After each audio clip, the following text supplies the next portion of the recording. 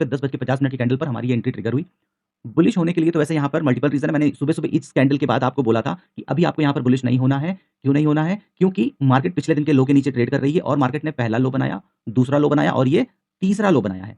ठीक है? तो ये 3 लो बनाए और हर लो पिछले लो के नीचे गया है, तो जब तक यहाँ पर मल्टीपल कन्फर्मेशन ना हो तब तक आप बुलिश ना होइएगा। प्लस अगर हम फिब रिट्रेसमेंट लगाएँ तो फिब रिट्रेसमेंट बोल रहा था 0.23 का लेवल ये, मार्केट उसके नीचे थी इसलिए मैंने मना किया था। प्लस इस कैंडल के बाद स्टॉप लॉस हमारा बड़ा बन रहा था, तकरीबन 24 से 25 पॉइंट का बन रहा था, तो इसलिए मैंने यहाँ पर मना किया था। और फिर यहाँ पर मैंने आपको अपना ट्रेड दिया था और इस जगह पे इस कैंडल पे हमारा ट्रेड एग्जीक्यूट हुआ और अभी हमारा चल रहा है।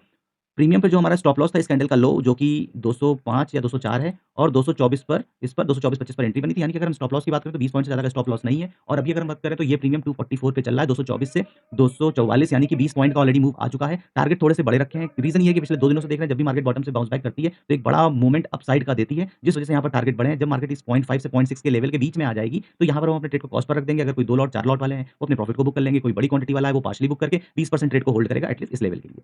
फिर यहाँ पर हम देखेंगे कि मार्केट किस तरीके से रिएक्ट करती है, क्योंकि ये ज़ोन एक मार्केट के लिए रेजिस्टेंस का काम करेगा। लेट्स सी, यहाँ पर मैं एक आपको छोटा-सा होमवर्क दे रहा हूँ और बहुत क्लियर होमवर्क दे रहा हूँ। आपको 25,200 की सी लेनी है और एक ये कैंडल, सेकंड कैंडल, ये थर्ड कैंडल, ये फोर्थ कैंडल और ये 5, ये 5 कैंडल का मैं आपको एक होमवर्क दे रहा हूँ।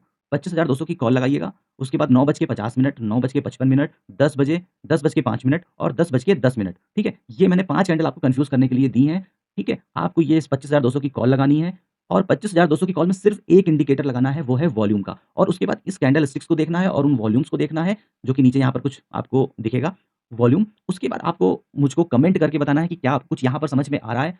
अगर आ रहा है तो आप वो भी लिख सकते हैं, अगर नहीं आ रहा है तो ज़रूर लिखिए। अगर उस मेरे इस वीडियो पे 20 से 25 कमेंट आएँगे और उसके बाद मैं इस पर आपको एक वीडियो बनाकर दिखाऊँगा। यहीं पर ट्रेड में समझ में आ गया था कि बड़े प्लेयर एंटर हुए हैं और अब पॉसिबिलिटी मार्केट के ऊपर जाने की है, और इसी वजह से मैंने आपको यहाँ पर पहले रुकने के लिए कहा, फिर बेयरिश होने के लिए नहीं कहा, क्योंकि यहाँ पे बिल्कुल कंडीशन दिख रही थी, क्योंकि सुबह के इस ट्रेंड लाइन को मार्केट तोड़ के बार-बार नीचे आ रही थी, लेकिन मैंने आपको बेयरिश ना होने की बजाय बुलिश होने के लिए ही बोला। और यहाँ पर अभी आप देख सकते हो 224-25 का प्रीमियम 253-54 चल रहा है और 258 का मार्केट ने अभी तक हाई बनाया है। तो दोस्तों ये मैं हमेशा बोलता हूँ कि स्टॉक मार्केट सीखने की चीज़ है, बहुत मज़ेदार चीज़ है, बहुत डायनामिक चीज़ है। एक दिन में लेकिन नहीं सीख पाओगे।